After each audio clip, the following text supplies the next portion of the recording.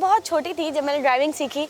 वो एक शौक़ था मेरा, क्योंकि मुझे बहुत अब्बू के टाइम से क्रेज़ था कि मैं ड्राइविंग सीखूं। तो मैंने अम्मी से कहा, मैंने कहा ड्राइविंग सीखनी है। तो मैंने मेहरान में सीखी थी और क्या कहते हैं, जब मेरे पैर भी नहीं जाते थे, मुझे अच्छे से याद है उन्होंने कहा कि आपकी बेटी ने सीख ली 3 डेज़ में। तो उसके बाद फिर ख़त्म हो गया, हमने स्टडी स्टार्ट कर दी। फिर मैंने जब दोबारा से स्टार्ट किया तो थोड़ा सा मुश्किल लगा। हमने अपने ही पैसों से एक बीसी डाली, वो हमने होंडा सिविक परचेज़ की। वो करके उसके ऊपर मैंने अच्छे से हाथ साफ़ किया और उसके बाद फिर हाई रूफ पे आई मैं। तो सब परेशान होते थे कि यार हाई रूफ कैसे चला लेती हो तुम, तो लड़कियों के लड़के परेशान हो जाते हैं, हाई रूफ नहीं चला सकता कोई भी, बड़ा इशू होता है।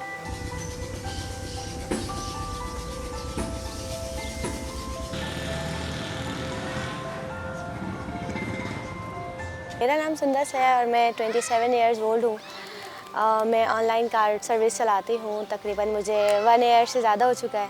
इससे पहले एक मैं हाई रूफ चलाती थी, 4 ईयर्स मैंने हाई रूफ चलाई है बच्चों की पिक एंड ड्रॉप पे। और अब भी मैं यही कर रही हूँ कि बच्चों की पिक एंड ड्रॉप मॉर्निंग में करती हूँ, दैन शाम में मेरे पास बहुत अच्छा टाइम होता है, स्कूल ख़त्म हो जाता है और दैन मैं शाम में जो है अपनी सर्विसेज स्टार्ट कर देती हूँ। पहले ये था कि हम छोटे थे, हमारी अम्मी हमें सिलाई कर के उन्होंने हमें पाला और बहुत अच्छा सा कवर किया उन्होंने हमें। मैं अम्मी की दुआएं हैं मैं यहाँ तक पहुँची हूँ।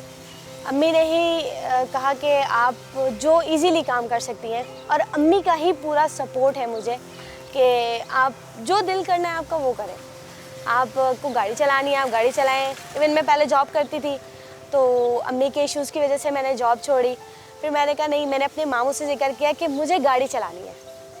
उन्होंने कहा गाड़ी ख़तरा है कि आप गाड़ी चलाओगी कुछ हो जाए फिर, क्योंकि फ़ीमेल्स का बहुत ज़्यादा जो है ना वो रिकॉर्ड ख़राब है ड्राइविंग के हिसाब से। मैंने कहा नहीं आप बेफिक्र हो जाए, मुझ पे छोड़े मैं करूँगी। तो उन्होंने फर्स्ट यही मैंने हाई रूफ बताई आपको कि मेरे पास हाई रूफ थी, वो मैंने वाइंड अप करके फिर ये कार ली और माशाल्लाह सबको सुकून है। इवन कि मेरे पास सैटरडे संडे को भी बुकिंग्स होती हैं, वो पर्सनल होती हैं। चलो अम्मी जा रही हूँ मैं, ठीक है, अल्लाह हाफ़िज़। अल्लाह हाफ़िज़। थोड़ी कन्फ्यूजन होती थी कि यार मैं जब स्टार्ट करूँगी तो कितना मतलब कैसे लोग मिलेंगे, कैसे सपोर्ट करेंगे। कुछ लोगों ने डराया हुआ था कि नहीं चलानी चाहिए, हादसे हो जाते हैं, बहुत सारे इश्यूज़ थे। लेकिन जब मैंने स्टार्ट किया तो माशाल्लाह बहुत अच्छा एक्सपीरियंस रहा। कस्टमर्स बहुत अच्छे मिले मुझे, बहुत सपोर्टिव और बहुत दुआओं वाले। जो भी कस्टमर मिलता है वो सबसे पहले फ़र्स्ट ऑफ ऑल खुश हो जाता है इतना कि वो कहता है कि हम मतलब बिलीव नहीं कर रहे कि यार लड़की आई है हमें लेने के लिए। और अगर किसी के पास मेरी राइड जाती भी है तो वो तब भी ये परेशान हो जाते हैं कि यार हमारे पास लड़की की राइड आई है, ऐसा है भी या नहीं। तो मैं कॉल करती हूँ तो वो तब भी कंफ्यूज हो जाते हैं कि यार आप ही आ रही हैं या कोई और आ रहा है हमारे पास। कुछ लोग घबरा जाते हैं कि सीरियसली कोई लड़की ही आ रही है, तो वो इसलिए जो है ना वो फ़ोन नहीं करते, वो डायरेक्ट देते हैं कि यार लड़की की पिक्चर है, या तो वो फेक आईडी होगी या तो कुछ और मसला होगा या कोई ड्राइवर है जो हमें राइड दे रहा है। तो वो एकदम से कैंसिल कर देते हैं कि यार कोई हमारे साथ कोई हादसा ना हो जाए, जिस हिसाब से हमारे कराची का माहौल है। अच्छा तजुर्बा ये है, वैसे तो बहुत सारे मैं बयान नहीं कर सकती क्योंकि हमारे कराची के लोग बहुत ही ज़्यादा अच्छे। बाय चांस ही बुरे कोई रहे हैं, वो भी इस सेंस में कि कस्टमर ने पे नहीं किया। कभी कभी कस्टमर जो है ना थोड़ा सा रूडी होता है, या फिर मेरे साथ एक बैड एक्सपीरियंस रहा है। मुझे भी आइडिया नहीं था कि ऐसा भी हो सकता है, तो मैंने एक राइड लगाई और मैं गई सेकंड वाइफ तक। तो वहाँ पे कस्टमर ने कहा आप वेट करें, हमने वापस भी जाना है। जस्ट वो एक लड़का था, तो मैंने कहा नो इशू, मैं क्योंकि अक्सर हम लोग इस तरह करते हैं, कस्टमर का वेट कर लेते हैं, वो हमें वेटिंग चार्जेस देते हैं, हम वापस भी ले आते हैं उन्हें। तो जब मैं उन्हें कॉल करने लगी कोई 20 मिनट्स के बाद, तो उन्होंने कोई रिस्पांस नहीं दिया। फर्स्ट कॉल की, सेकंड कॉल की, कोई रिस्पांस नहीं आया। देन मैं फिर होटल भी गई क्योंकि उन्होंने पेमेंट नहीं की थी और मुझे वापस भी आना था। बहुत टाइम हो गया, फिर जाके अंदर पूछा तो उन्होंने कहा मैंस अलाउ नहीं है, फैमिली के साथ ही आना है आपने। तो वहाँ उनको दोबारा फ़ोन किए, कोई कॉल नहीं हुई। लेकिन अल्लाह का करना ये था कि मैं उस दिन रोई तो, क्योंकि मेरे हक हलाल के पैसे थे, मैं रोई तो। लेकिन मैंने अल्लाह से जिक्र किया, मैंने कहा अल्लाह ताला आपने जो है ना मुझे ये पैसे वापस दिलवाने हैं किसी भी सूरत में। वापसी में 2 कस्टमर मिले, वो भी मैन थे। उन्होंने मुझे तसल्ली भी दी। उन्होंने कहा बहन आप बेफिक्र रहो, अल्लाह ताला ने जो है ना आपको हक हलाल कमाने के लिए निकाला है, तो वो किसी को खाने नहीं देगा। तो ऐसा ही हुआ। कोई 1-1.5 महीने बाद मुझे वही लड़का अपनी ही कुछ गलियों में मिला, और देन मैं उनके घर से जाके, उनके पूरे घर वालों ने मुझसे माफ़ी भी मांगी और मैं उनके घर से लेकर आई पैसे जाके। और अच्छे इस सेंस में है कि कस्टमर अक्सर अमूमन मेरे साथ जो है ना वो पर्सनल हो जाते हैं। वो ये कहते हैं कि हमें 2-3 जगह जाना है, तो वो उसकी ख़ुद से उनको पता होता है कि हाँ यार हमारी इतनी राइड्स के हमें इतने बढ़ने हैं, हमने इतने देने हैं उन्हें, तो वो ख़ुद से ही कर देते हैं। और इवन कि वो मेरे जो कमेंट सेक्शन होता है वो उसमें भी कमेंट करते हैं कि नाइस, ज़बरदस्त, बहुत अच्छा। इवन 5 स्टार लाजमी है कि मुझे मिलता है। तो जब कभी टायर पंचर वगैरह हो जाता है तो मैं ख़ुद चेंज कर लेती हूँ बहुत ही आसानी से, क्योंकि शुरू में थोड़ा मसला होता था कि पता नहीं मैं कैसे करूँगी।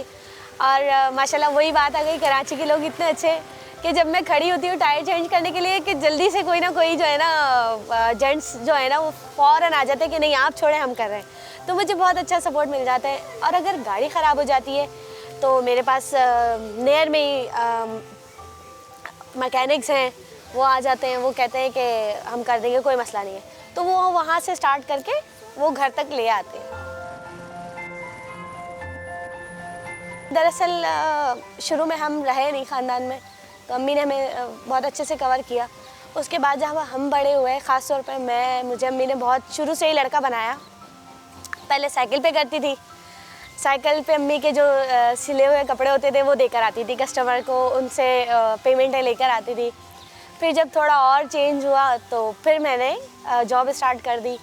तो इसलिए ख़ानदान का कोई इंटरफेयर नहीं है, सिर्फ मुझे अम्मी का बहुत अच्छा सपोर्ट है और उनकी दुआएं हैं जो मुझे यहाँ तक उन्होंने कवर किया है। और अल्लाह पाक हमेशा उनको मेरे सर पे सलामत रखे, हम बहनों पर, क्योंकि हम रेंट पर हैं और अम्मी है मेरी, अब्बू मेरे है नहीं, भाई भी कोई नहीं है, तो मैं ही भाई हूँ और मैं ही अम्मी का बेटा भी हूँ। मैं 7 o'clock स्टार्ट करती हूँ और उसके बाद जो है कोई 8 बजे तक मेरी एक स्कूल की शिफ्ट है, उसको मैं कवर करती हूँ। उसके बाद जो है एक मेरे पास शेल हाउस की फ़ीमेल हैं, उनको मैं ड्रॉप करके दैन मैं खुद घर आ जाती हूँ। 1 घंटे का रेस्ट होता है, उसको रेस्ट करके उसके बाद मेरी अपनी क्लास होती है, क्योंकि मैं भी पढ़ रही हूँ, मैं ऑनलाइन क्लासेस ले रही हूँ सऊदीया से। तो उसके बाद जो है फिर मेरी वही रूटीन होती है कि मैंने दोपहर में बच्चों को लेने जाना है, बच्चों को ड्रॉप करके फिर मैं वही 1 घंटे का रेस्ट लेके उसके बाद जो है दोबारा से शाम में स्टार्ट करती हूँ, कोई 9-10 बजे तक चलता है। अगर काम बहुत ज़्यादा अच्छा होता है तो 10-15 हो जाती है, और काम जब स्लो होता है तो मैं काफ़ी देर तक रोड पर बैठी रहती हूँ कि शायद कोई राइड आ जाए, कोई मेरी राइड ले ले तो दुआ करती रहती हूँ अल्लाह से कहीं तो कोई राइड लग जाए, क्योंकि जब हम राइड देते हैं तो उसमें बहुत सारे ऑप्शंस आ जाते हैं कस्टमर के पास कि किसके साथ जाना है उन्होंने तो मेरी कोशिश यही होती है कि मैं नहर में ही रहूँ, डिफेंस में ही रहूँ, बाहर ना जाऊँ। यही है, मेहनत में अज़मत है। मैं भी जब बाहर निकलती हूँ तो शाम में बहुत ज़्यादा थक जाती हूँ, क्योंकि मैं सुबह 6-6:30 बजे नमाज़ पढ़ के निकलती हूँ, मुझे शाम हो जाती है करते करते काम, तकरीबन 10-11-12 भी बज जाते हैं मुझे। तो बहुत सारे काम ऐसे हैं जो ख़वातीन कर सकती हैं, घर बैठे भी कर सकती हैं। अब तो ऑनलाइन इतनी चीज़ें हैं जो वो खुद कर सकती है, मैं भी कोशिश करती हूँ लेकिन मुझसे नहीं हो पाता। लेकिन बहुत सारी कुछ लेडीज़ ऐसी हैं जो घर बैठे मोतियाँ टाँकना है, बहुत सारे काम है लड़कियों के लिए, लेकिन अपनी मजबूरी को ना कभी कमज़ोरी ना बनाएं, उसको अपना विल पावर बनाएं ताकि आप जो है आगे बढ़ें, ना कि बैक पे चले जाएं वापस।